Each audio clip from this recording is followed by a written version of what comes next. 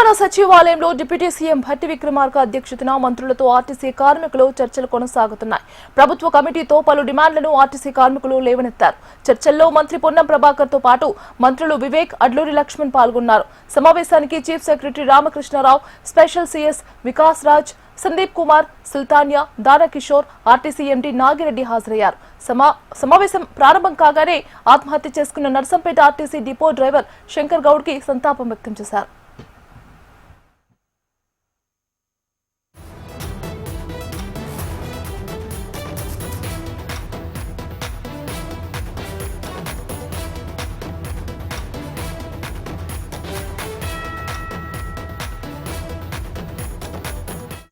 సచివాలయంలో deputy CM Bhatti Vikramarka అధ్యక్షతన మంత్రులతో ఆర్టీసీ కార్మికులు చర్చలు కొనసాగుతున్నాయి. ప్రభుత్వ కమిటీతో పలు డిమాండ్లను ఆర్టీసీ కార్మికులు లేవనెత్తారు.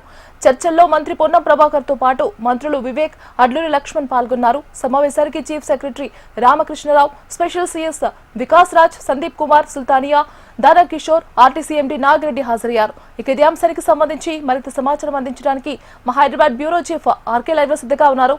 ఆర్కే,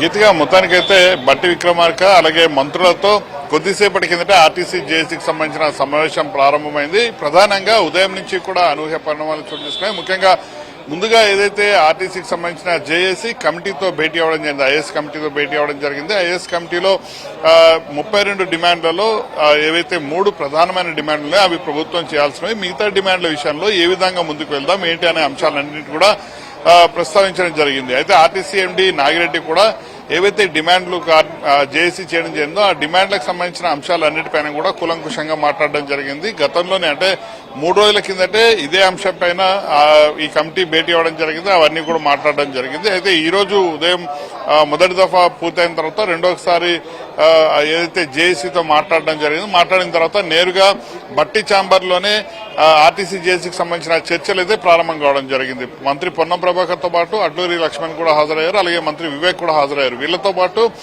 సిఎస్ అలాగే ఏదైతే ఐఏఎస్ కమిటీ ఉందో ఆ కమిటీ కూడా హాజరవడం జరిగింది. మొత్తం 32 డిమాండ్లకు సంబంధించిన వ్యవహారం మొత్తం కూడా కూలంకుషంగా ఒక్కొక్క అంశాన్ని కూడా ప్రస్తావిస్తున్నారు. ఒక్క దానికి ఎంత ఖర్చు అవుతుంది, సంవత్సరానికి ఎంత అవుతుంది ఏంటి అనే వివరాలన్నింటినీ కూడా భట్టి విక్రమార్క ఆర్టీసీ జేఏసీకి చెప్పే ప్రయత్నం చేస్తున్నారు. అదే సమయంలో కార్మిక సంఘాలు కూడా గతంలో ఏదైతే కాంగ్రెస్ ప్రభుత్వం ఇచ్చిన హామీలు మాత్రమే తాము అడుగుతున్నాం తప్ప కొత్త హామీలు ఎక్కడ అడగట్లేదు అనే అంశాన్ని భట్టి విక్రమార్క దృష్టికి తీసుకెళ్లడం జరిగింది.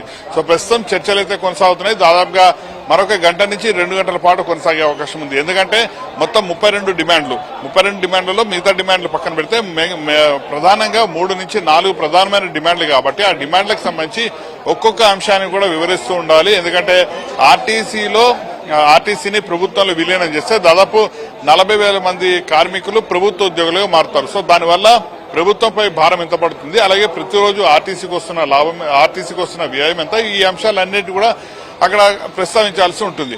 మరోవైపు కార్మిక సంఘాలకు సంబంధించిన పునరుద్ధరణ అంశానికి పెద్దగా వ్యతిరేకత లేదు అనేది స్వయంగా మంత్రి పొన్నం చెప్పారు కాబట్టి ఆ అంశము క్లియరెన్స్ వచ్చే అవకాశం ఉంటుంది. ఎలక్ట్రిక్ వాహనాలకు సంబంధించి వచ్చేసరికి 2018 అప్పటి బీఆర్ఎస్ ప్రభుత్వం కేంద్రంతో ఒప్పందం చేసుకోవడం జరిగింది. కేంద్రం కూడా ఎలక్ట్రిక్ వాహనాలను ప్రోత్సహిస్తుంది కాబట్టి 2018 ప్రకారమే మాత్రమే తాము కూడా వెళ్తున్నాం తప్ప ప్రత్యేకంగా వెళ్తున్నది ఏమీ లేదు అనే అంశాన్ని ఇప్పటికే స్పష్టంగా చెప్పడం జరిగింది. సో ఎలక్ట్రిక్ వాహనాలు కొన్నప్పటికీ కూడా డ్రైవర్లు ప్రస్తుతం ప్రైవేట్ డ్రైవర్ ఉన్నారు కాబట్టి వాళ్ళ ప్లేస్ లో ఆర్టీసీకి సంబంధించిన డ్రైవర్లు ఉండాలి అనేది జేఏసీ ప్రధానంగా చెబుతూ వస్తుంది. కాబట్టి ఆ అంశానికి సంబంధించిన వ్యవహారం పైన కూడా ప్రస్తుతం అయితే చర్చ కొనసాగుతోంది.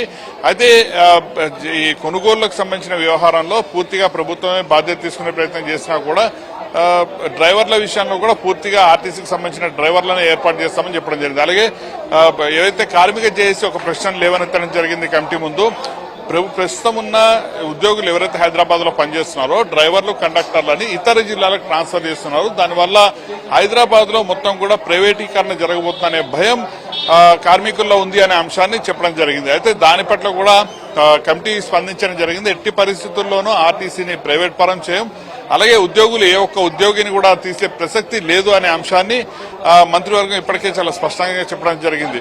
సో పీఆర్సీ విషయానికి వచ్చేసరికి 2021కి సంబంధించిన పీఆర్సీ ఉంది. పీఆర్సీకి సంబంధించిన ఎంత ఖర్చు పడుతుంది ఏంటి అనే మొత్తం వివరాలన్నిటి కూడా ఇప్పుడు బట్టి విక్రమార్క వాళ్ళకైతే ఎక్స్ప్లెయిన్ చేస్తున్నారు. సో మిగతా డిమాండ్లు ఏవైతే ఉన్నాయో తార్నాక ఆసుపత్రికి సంబంధించిన వ్యవహారం కావచ్చు, మిగతా డిఏల విషయంలో కావచ్చు, వాటన్నిటికి సంబంధించిన అంశాలపైన కూడా బట్టి విక్రమార్క ఆర్టీసీ జేఏసీకి చాలా స్పష్టంగా ఒక్కొక్కటిగా కూడా ఎక్స్ప్లెయిన్ చేస్తున్నారు. మంత్రి పొన్నం ప్రభాకర్ కూడా వీటికి సంబంధించిన అంశాలపైన ఆయన కూడా చెప్తున్న పరిస్థితి కనిపిస్తుంది. సో దాదాపుగా మరొక గంటన్నర నుంచి 2 గంటల పాటు కూడా ఈ సమావేశం అయితే కొనసాగుతుంది. దాదాపుగా ఇప్పటి వరకు మనకు అందుతున్న సమాచారం మేరకు చర్చలు చాలా పాజిటివ్ గా జరుగుతున్నాయి. దాదాపుగా పాజిటివ్ వార్తలే వినే అవకాశం ఉంది అనేది అయితే ఆర్టీసీని ప్రభుత్వంలో విలీనం చేయడం అనే అంశాన్ని మాత్రం కొంత గడువు కోరే అవకాశం ఉంది. దానికి సంబంధించిన లిఖితపూర్వక హామీ కూడా ప్రభుత్వం నుంచి వచ్చే అవకాశం ఉంది అనేది అయితే మనకి ఇంటర్నల్ గా సమాచారం అందుతుంది. ఆ ఒక్క హామీ ఇస్తే మిగతా అన్ని యథావిధిగా కొనసాగుతాయి అనేది కూడా ఇప్పటికే ప్రభుత్వం కూడా చెప్తుంది. సో ఏదేమైనా కూడా మనకు ఒక గంటన్నర నుంచి 2 గంటల లోపల అంటే 6-7 లోపల